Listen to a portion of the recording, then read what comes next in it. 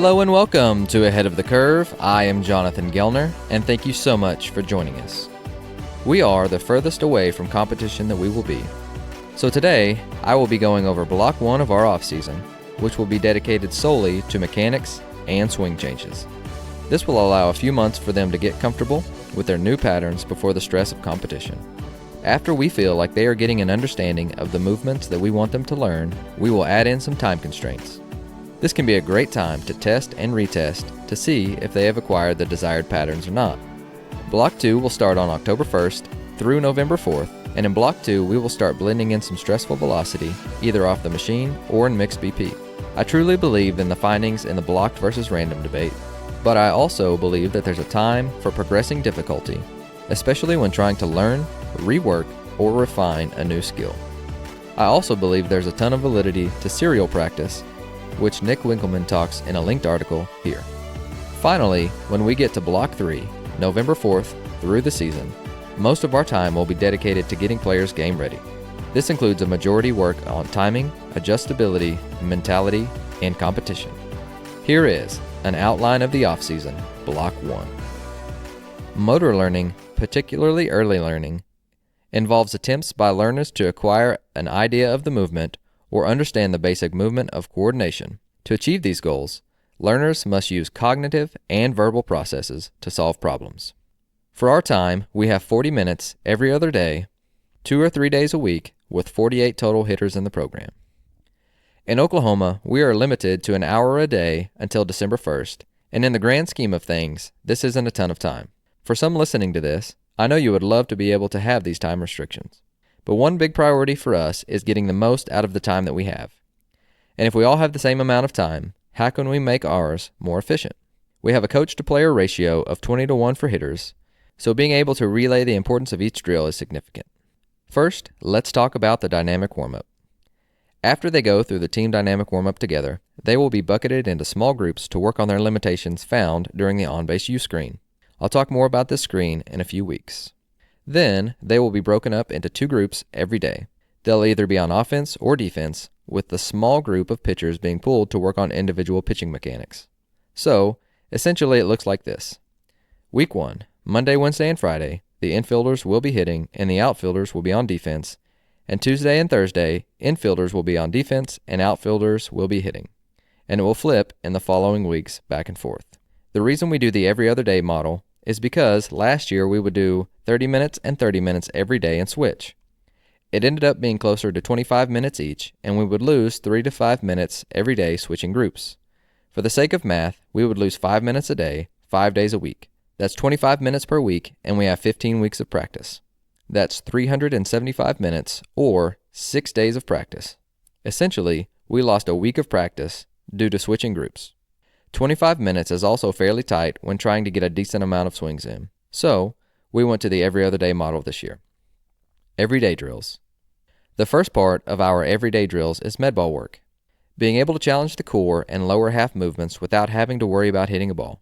And when using a heavier implement, we will hopefully self-organize the lower half into moving more efficiently.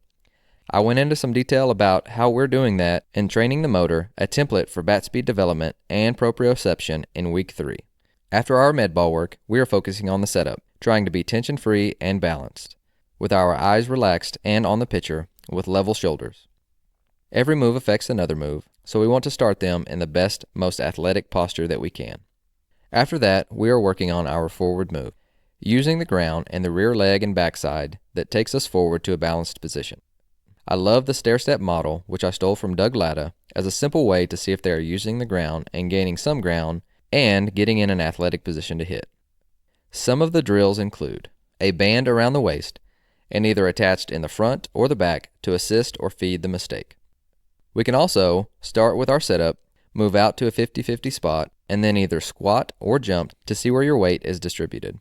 An example would be the forward move, then squat down, come back up, and then forward move again without having to shift or reshift your weight. Another one, keep your back toes up, stay connected with the ground on your forward move.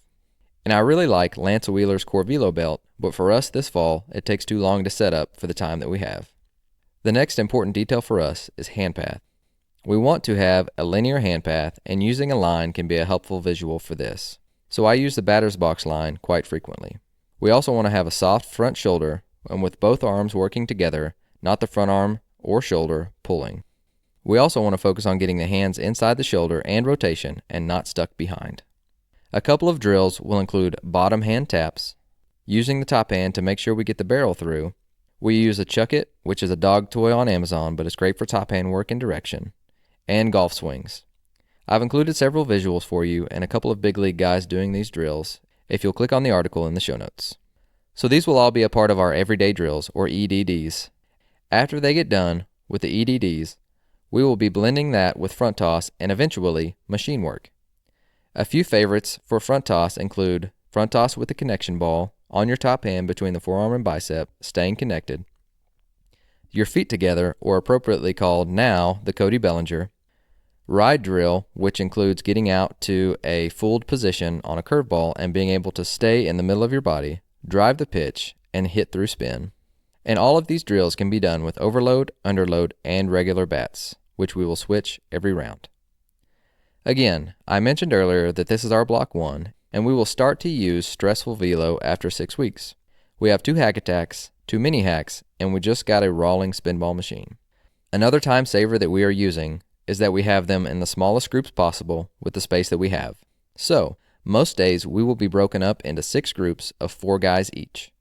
And instead of rotating and using time to pick up everything, they will have everything that they need in their cage. This includes baseballs, a med ball, T-work, L-screen, Chuck It, and 3 bats. This is also a time that we will be going over our individual player meetings over video and statistical analysis. I will be sure to go more in depth with what that conversation looks like over the following weeks. When we're in a constant state of evaluation this fall, let's keep this awesome quote from Fergus Connolly in his book Game Changer in mind. A coach's 4 main jobs when evaluating players. Identify the player's differentiating qualities. What are the athlete's strengths?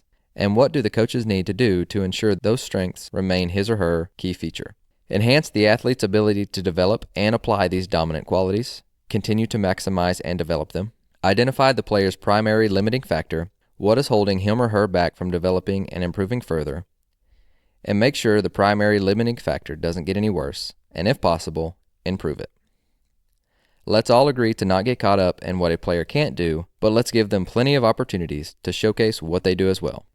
Thanks again for listening. Have a great week. Coaches, your players aren't afraid to work hard. They just can't afford to get it wrong.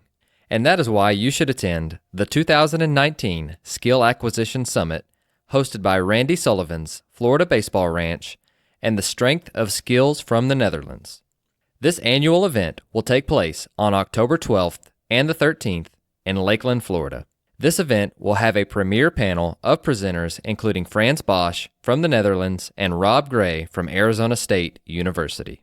The most forward-thinking coaches in the business will funnel the information down to the bare bones of on-the-field application of leading-edge skill acquisition and motor learning science. You will leave equipped to help your players optimize the return on their training time. For more information, call 1-866-STRIKE-3 or go to floridabaseballranch.com/summit. Presenters include Frans Bosch, Rob Gray, Martine Nijhoff, Bart Honegroff, David Mann, Paul Venner, Ron Woolforth, and Coach Randy Sullivan, who will serve as host and moderator for this exciting event.